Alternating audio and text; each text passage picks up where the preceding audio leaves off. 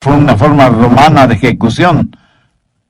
No aparece en los primeros 800 años de la historia judía. En la Biblia, en los tiempos de David, la gente era ejecutada por apedreamiento. Pero aquí encontramos por inspiración divina una profecía acerca de la cruz. Note la parte final del Salmo 22, verso 16. Horadaron mis manos y mis pies. Segundo, las palabras que Jesús diría desde la cruz. Salmo 22:1. Dios mío, ¿por qué me has desamparado? ¿Por qué estás tan lejos de mi salvación y de las palabras de mi clamor? David profetizó las palabras de Cristo desde la cruz, registradas en Mateo 27:46. Cerca de la hora novena, Jesús clamó a gran voz diciendo, Elí, Elí, lama sabactani. Esto es, Dios mío, ¿por qué me has desamparado? Ahora entienda bien lo siguiente. Jesús no estuvo citando las palabras de David. Fue David quien proféticamente citó las palabras de Jesús. Esta es una profecía extraordinaria. Tercero, las tinieblas sobrenaturales que cubrieron la tierra cuando Jesús fue crucificado. Salmo 22:2. Dios mío, clamo de día y no respondes, y de noche, y no hay para mí reposo. Significa que cuando Cristo estuvo en la cruz, fue de día y de noche. Anote al margen Mateo 27:45, y desde la hora sexta hubo tinieblas sobre toda la tierra hasta la hora novena. Lo cual quiere decir que Jesús estuvo 6 agonizantes horas en la cruz. Fue crucificado a las 9 de la mañana y murió a las 3 de la tarde. 3 horas en la mañana y 3 horas en la tarde. ¿Cree que todo esto sucedió por pura casualidad? ¿Cree que fue una simple coincidencia la profecía dicha por David al respecto cientos de años antes de que Jesús naciera? Cuarto, la burla, el vituperio y el ridículo a que fue expuesto Cristo en la cruz. Veamos los versos del 7 al 13 del Salmo 22. Todos los que me ven me escarnecen, estiran la boca, menean la cabeza diciendo, se encomendó a Jehová, líbrele él, sálvele puesto que en él se complacía. Pero tú eres el que me sacó del vientre, el que me hizo estar confiado desde que estaba en los pechos de mi madre. Sobre ti fue echado desde antes de nacer. Desde el vientre de mi madre tú eres mi Dios. No te alejes de mí, porque la angustia está cerca, porque no hay quien me ayude. Me han rodeado muchos toros, fuertes toros de Basán me han cercado. Abrieron sobre mí su boca como león rapaz y rugiente. Esto lo dijo David miles de años antes de que Jesús estuviera en la cruz. Se cumplió esta profecía. Vamos a Mateo 27, desde el verso 39. Y los que pasaban le injuriaban, meneando la cabeza y diciendo, tú que derribas el templo y en 3 días lo reedificas, sálvate a ti mismo si eres el Hijo de Dios. Desciende de la cruz. De esta manera también los principales sacerdotes, escarneciéndole con los escribas y los fariseos y los ancianos, decían, a otro salvó, a sí mismo no se puede salvar. Si es el Rey de Israel, descienda ahora de la cruz y creeremos en él. Confió en Dios. Líbrele ahora si le quiere, porque ha dicho, soy hijo de Dios. Lo mismo le injuriaban también los ladrones que estaban crucificados con él. Los que se burlaban de Cristo eran como furiosos y fuertes toros. Imagínense a los soldados romanos atormentando a Jesús también con sus burlas. Ha notado que la mayoría de las profecías fueron cumplidas primordialmente no por los amigos de Jesús, sino por sus enemigos. Quinto, el agua que brotó del costado de Cristo. Salmo 22:14. He sido derramado como aguas, y todos mis huesos se descoyuntaron. Mi corazón fue como cera, derritiéndose en medio de mis entrañas. Y el cumplimiento de esta profecía lo encontramos en Juan 19:34. Pero uno de los soldados le abrió el costado con una lanza, y al instante salió sangre y agua. Los médicos aseguran que a veces, bajo gran presión, esto puede suceder. Fue una señal de que nuestro Salvador no muriera primordialmente por efecto de los clavos, sino porque su corazón literalmente fue quebrantado. Todo el dolor que sintió Cristo está representado en la sangre y el agua que brotaron de su costado. Sexto, sus huesos fueron descoyuntados. Salmo 22:14. He sido derramado como aguas, y todos mis huesos se descoyuntaron. Josefo, el gran historiador secular judío, dijo que cuando una persona era crucificada, dejaban caer de golpe la cruz en el hueco preparado para el efecto, para que con el golpe los brazos se salieran de sus coyunturas. Cuando Cristo estuvo en la cruz, tuvo una sed abrasadora. Miren lo que dice David en el verso 15. Como un tiesto se secó mi vigor, y mi lengua se pegó a mi paladar. Ahora veamos lo que dice Juan 19:28. Después de esto, sabiendo Jesús que ya todo estaba consumado, dijo, para que la escritura se cumpliese, tengo sed. Paradójico, ¿no le parece? Aquel que hizo los océanos, los ríos, las cataratas, las fuentes subterráneas y las lluvias, dijo tener sed. Y David, escribiendo proféticamente, describe minuciosamente hasta los mínimos detalles de la crucifixión. Séptimo, los agentes de la crucifixión fueron descritos. Estos también fueron profetizados y descritos por David. Del Salmo 22 hay que enfatizar varias cosas sobresalientes. El Hijo sujeto a la voluntad del Padre. Me has puesto en el polvo de la muerte. En general, los gentiles eran llamados perros. Jesús estuvo rodeado de gentiles durante su crucifixión, y la cuadrilla de malignos del verso 16 hace referencia a los miembros del concilio judío.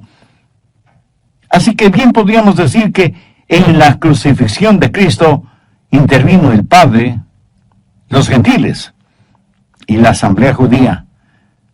Y todo esto fue profetizado por David siglos antes de que sucediera. Octavo, a Jesús le quitaron su ropa antes de crucificarlo. Los pintores y escultores tienen a Jesús semidesnudo en sus obras de arte. Pero miren lo que dice el Salmo 22:17. Puedo contar todos mis huesos.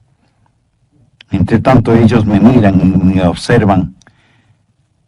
¿Qué es lo que dice Mateo 27:28? Y desnudándole, le echaron encima un manto de escarlata. Y en el verso 36 leemos, y sentados le guardaban allí. Note que no se hace nada para proteger su modestia. El amado Hijo de Dios, de pureza absoluta, es clavado completamente desnudo en la cruz. Y esto también fue profetizado cientos de años antes de que Jesús viniera a la tierra. Octavo, echaron suerte sobre su ropa. Salmo 22:18. Repartieron entre sí mis vestidos, y sobre mi ropa echaron suertes. Los judíos en ese tiempo tenían 4 atuendos regulares, ordinarios, si se quiere, y un atuendo especial.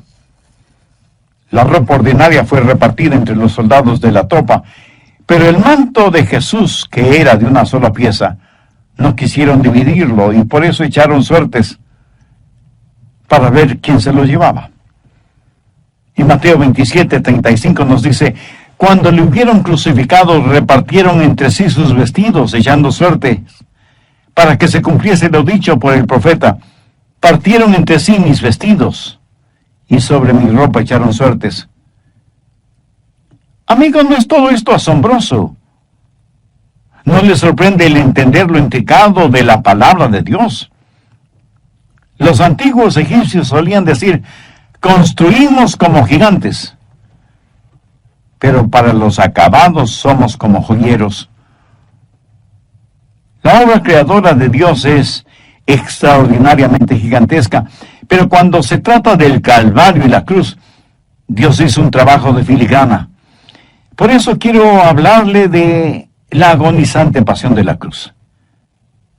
Escúcheme, no hay en ninguna parte del mundo sufrimiento comparable al sufrimiento de la cruz que experimentó Cristo. ¿Cómo explicar de otra manera las siguientes expresiones de Jesús registradas proféticamente en el Salmo 22? Dios mío, ¿por qué me has desamparado? ¿Por qué estás tan lejos de mi salvación? Dios mío, clamo de día y no respondes, y de noche y no hay para mí reposo. Clamaron a ti y fueron librados, confiaron en ti y no fueron avergonzados. ¿Por qué Dios le dio la espalda a su Hijo? ¿Por qué lo hizo? Porque Jesucristo voluntariamente, vicariamente llevó en él los pecados de toda la humanidad. Y Dios, siendo como es un Dios santo y puro, no pudo mirar el pecado que cubría a su amado Hijo. Y cuando Jesucristo tuvo todo el degradante pecado del mundo sobre sí, el Padre lo trató como trataría a cualquier otro pecador. Cristo murió solo, suspendido entre el cielo y la tierra, sin la ayuda de su Padre. David, cuando escribió el Salmo 23, pudo decir en el verso 4, aunque ande en valle de sombra de muerte, no temeré mal alguno, porque tú estarás conmigo. Pero Jesús no pudo decir eso, sino, Dios mío, ¿por qué me has desamparado?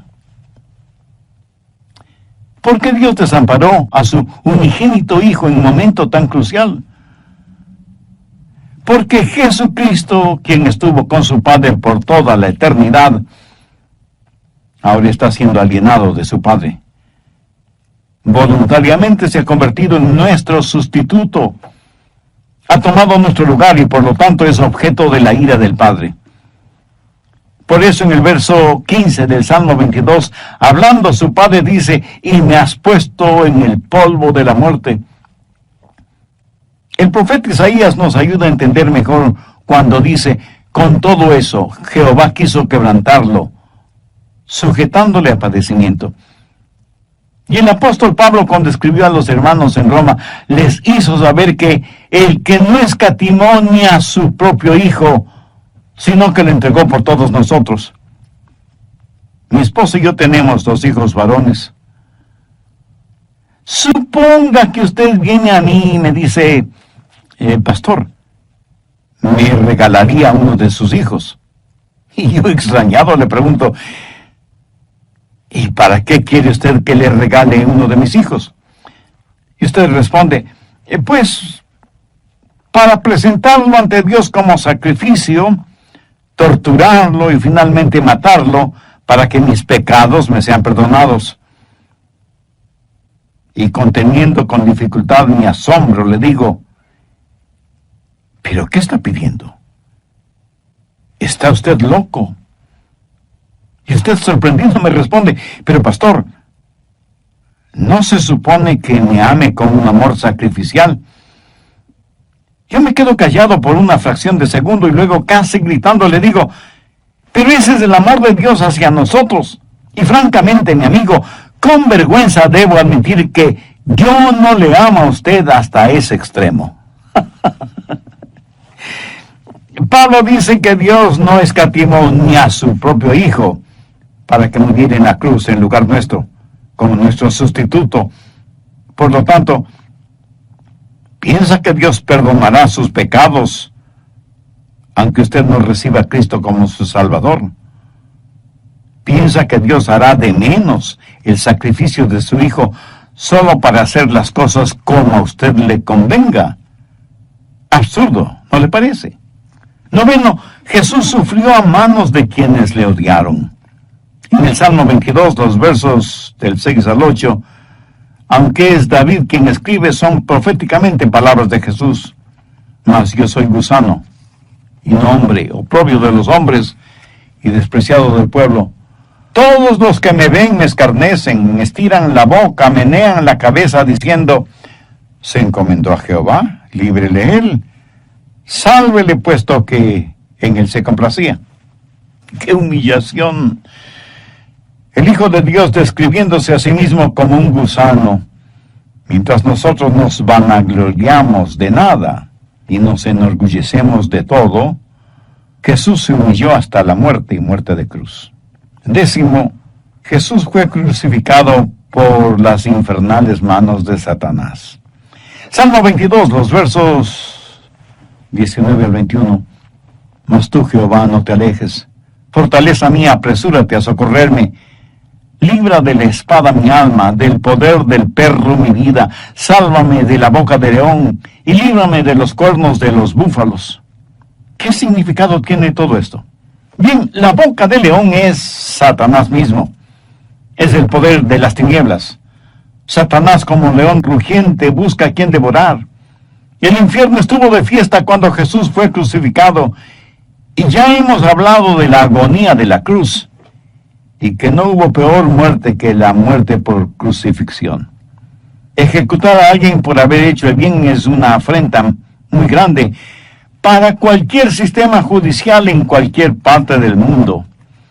Siendo estudiante universitario tomé un curso en criminología y fuimos a conocer en el estado de Florida la prisión en donde ejecutan a los condenados a morir en la silla eléctrica. Muchos estudiantes nos sentamos en esa silla eléctrica. Cuando yo me senté en ella, pensé cuán terrible debía ser el morir electrocutado. El sentir como el cuerpo se endurece, el comenzar a oler la carne que se quema en su propio cuerpo, el sentir como los ojos se salen de sus órbitas. Y no debe ser muy diferente el ser condenado a morir por inyección letal, con la cual el cuerpo internamente deja de funcionar. Las fosas nasales se ensanchan en forma horrible y el cuerpo se convulsiona y retuerce en forma incontrolable y finalmente la persona ejecutada muere. Y aunque por lo general no nos gusta hablar de la muerte, todos la experimentaremos, más tarde o más temprano. Ahora escúcheme atentamente. Vivir la vida sin Cristo es muy triste, pero morir sin Cristo es eternamente trágico. ¿Por qué no hace una decisión espiritual ahora mismo? Arrepiéntase sinceramente de sus pecados, pídale perdón a Dios, acepte el sacrificio del Señor Jesucristo, quien murió por usted en la cruz del Calvario. En la voz del pastor Lenín de Llanón. Casi al finalizar el programa anterior expuse una verdad teológica paulina e incontrovertible. Pablo dice que Dios no escatimó ni a su propio Hijo para que muriera en la cruz en nuestro lugar, como nuestro sustituto. Por lo tanto, ¿piensa que Dios perdonará sus pecados aunque usted no reciba a Cristo como su Salvador? ¿Piensa que Dios hará de menos el sacrificio de su Hijo solo para hacer las cosas como a usted le convenga? Absurdo, ¿no le parece? Jesús sufrió a manos de quienes le odiaron. Jesús fue crucificado por las infernales manos de Satanás. ¿Qué quiero decir con todo esto? En el Salmo 22, los versos 19 al 21, leemos: Mas tú, Jehová, no te alejes, fortaleza mía, apresúrate a socorrerme. Libra de la espada mi alma, del poder del perro mi vida. Sálvame de la boca del león y líbrame de los cuernos de los búfalos. La boca del león es Satanás mismo, el poder de las tinieblas.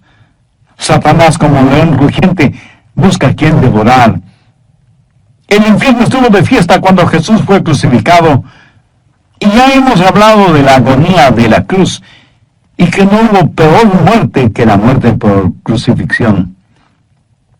Siendo estudiante universitario, tomé un curso en criminología y fuimos a conocer en el estado de la Florida la prisión en donde ejecutan a los condenados a morir en la silla eléctrica.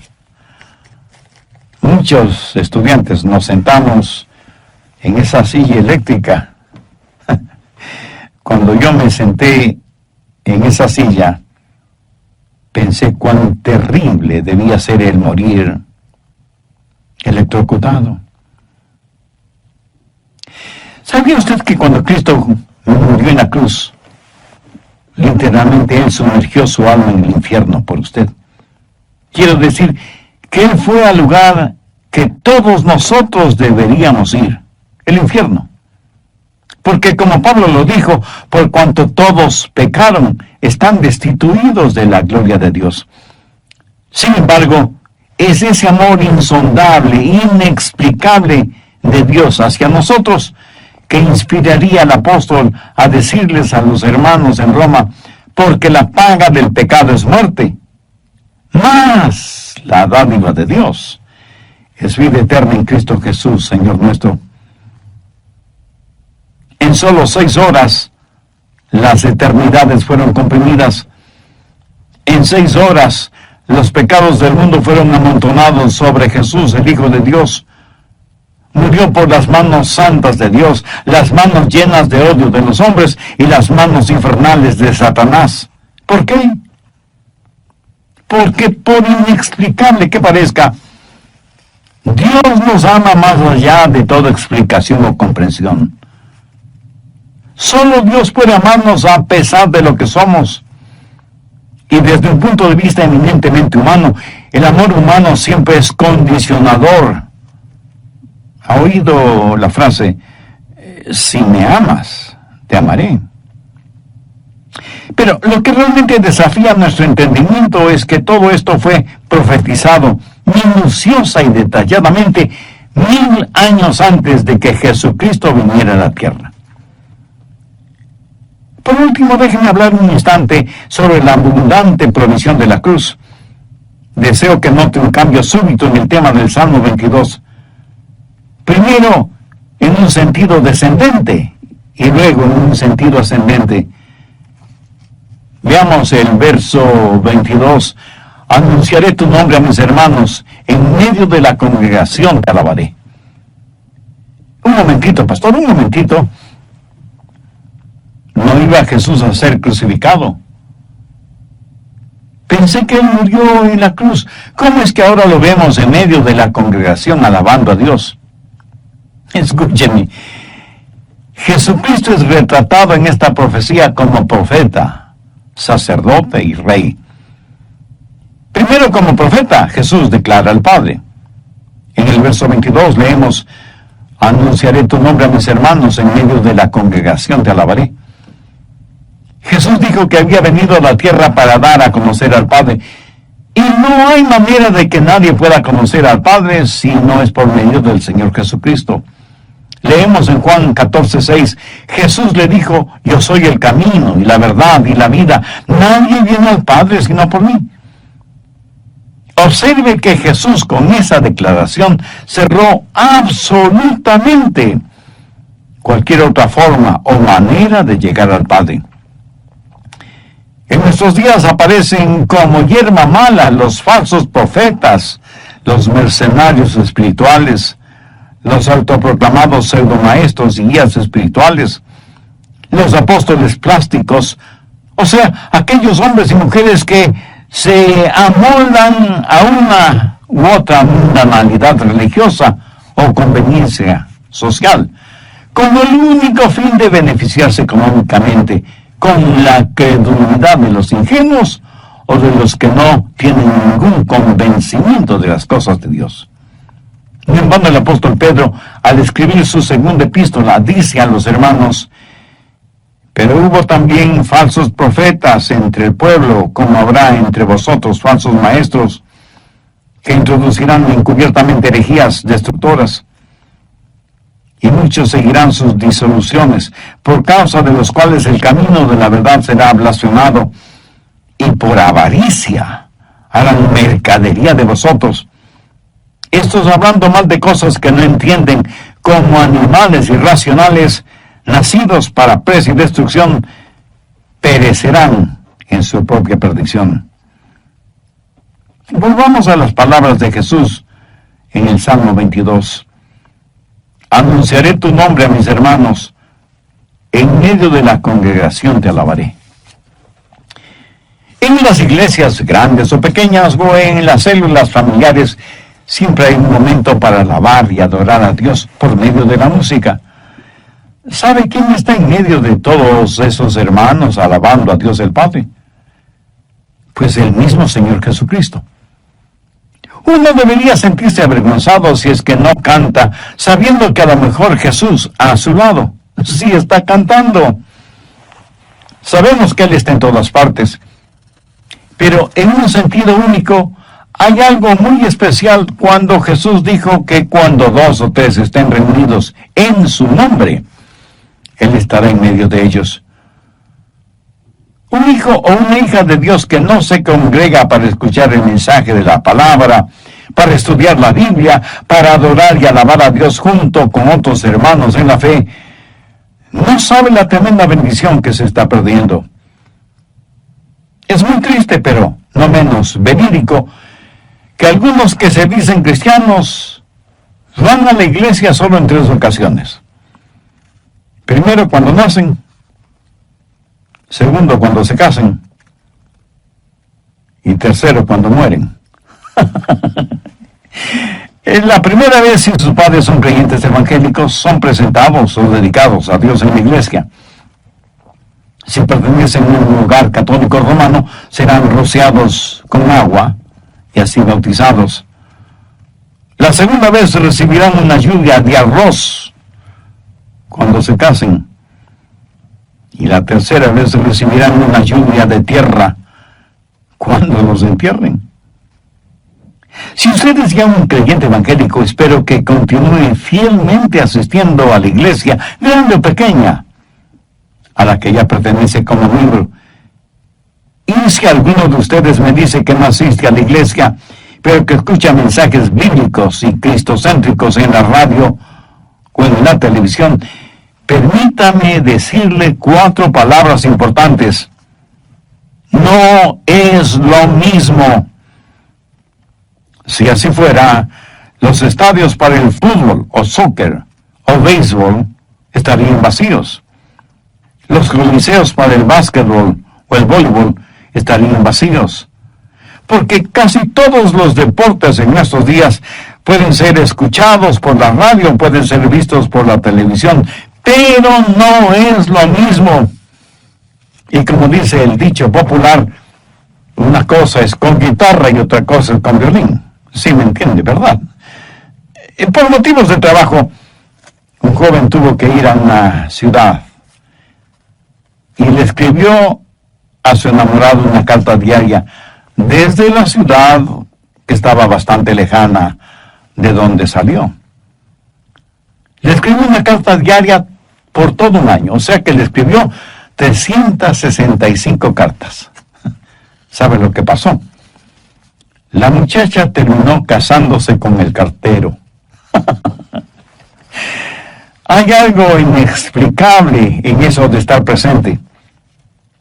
Hoy en día se puede llenar solicitudes de trabajo, hacer transacciones bancarias, organizar negocios por medio del Internet, pero las entrevistas finales y las firmas de responsabilidad en asuntos comerciales o judiciales hay que hacerlas estando allí de cuerpo presente.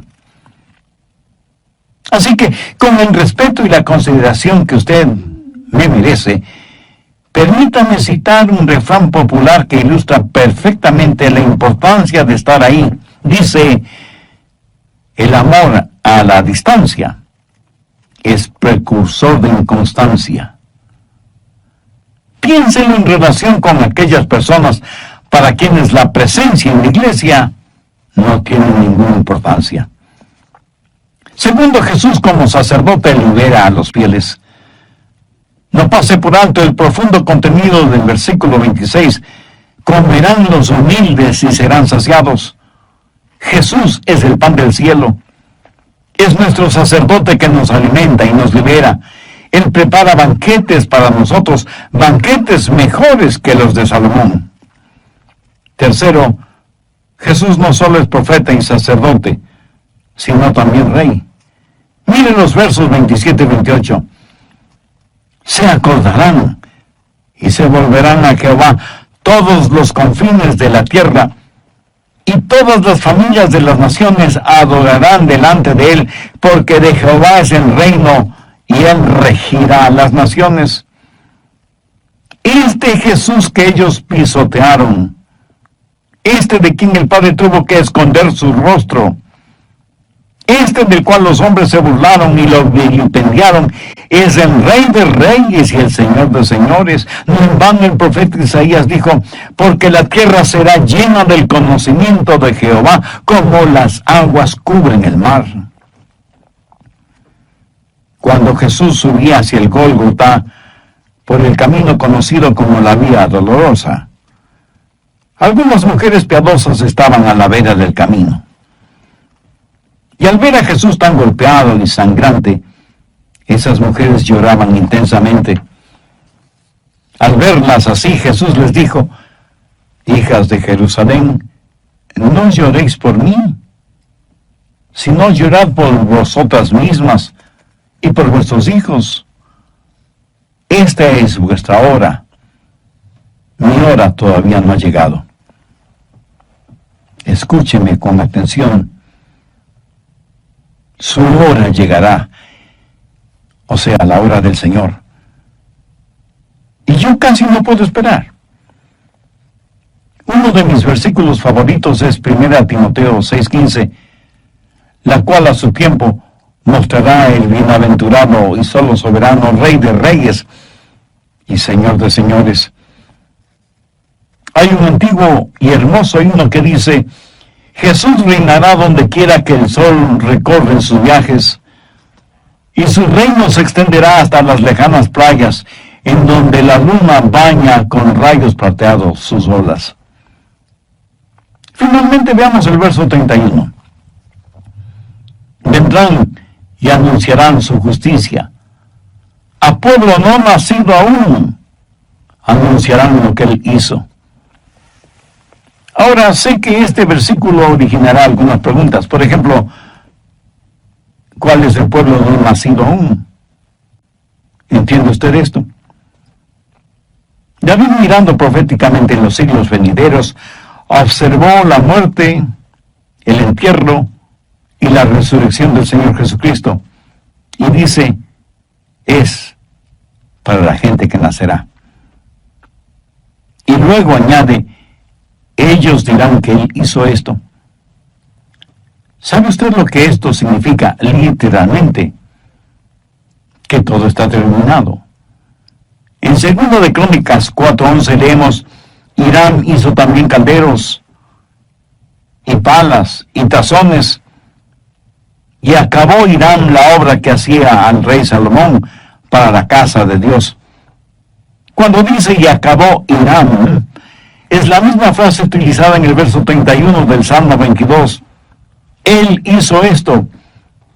Se utiliza la palabra hebrea osa, que significa que algo está terminado, finalizado por completo.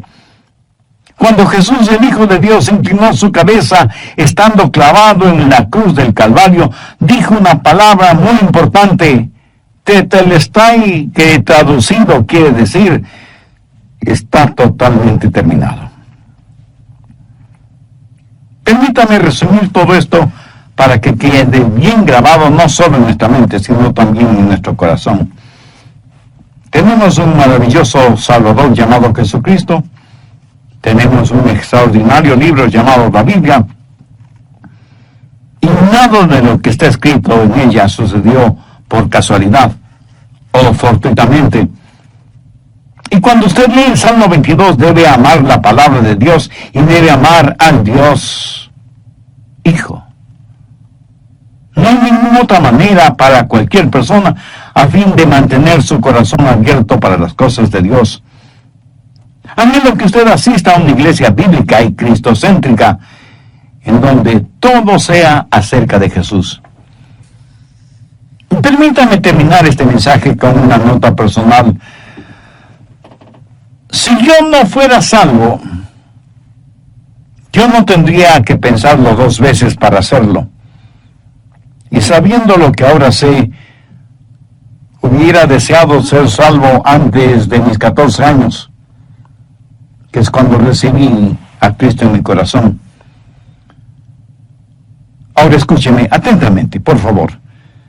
Si yo personalmente pudiera entregar mi corazón a Jesús a nombre suyo, mi amigo, mi amiga, lo haría este instante sin ninguna vacilación. Pero me es imposible el hacerlo, porque esa debe ser una decisión personal suya. Y debe hacerla voluntariamente. Pero le he entregado el mensaje de la palabra de Dios. He enaltecido el nombre de Cristo. Le he dado a usted muchas razones para que venga a Jesús, para que lo reciba como su Salvador y Señor. Recuerde que Dios no escatimó ni a su propio Hijo para salvarle a usted. Por lo tanto, no hay manera de que Dios perdone su pecado si es que rechaza a Jesús. Si lo rechaza, usted recibirá todo el impacto de la ira de Dios, el castigo por sus pecados, castigo que usted, yo y todos los seres humanos lo merecemos. Si este momento usted quiere aceptar a Cristo y tener una relación personal con Dios por medio de Jesús, si le gustaría tener la seguridad de la vida eterna y que cuando muera se irá al cielo, si quiere aprender a adorar a Dios en espíritu y en verdad, le invito a que ore conmigo la siguiente sencilla oración, pero dígala con fe, con sinceridad, depositando toda su confianza en Dios.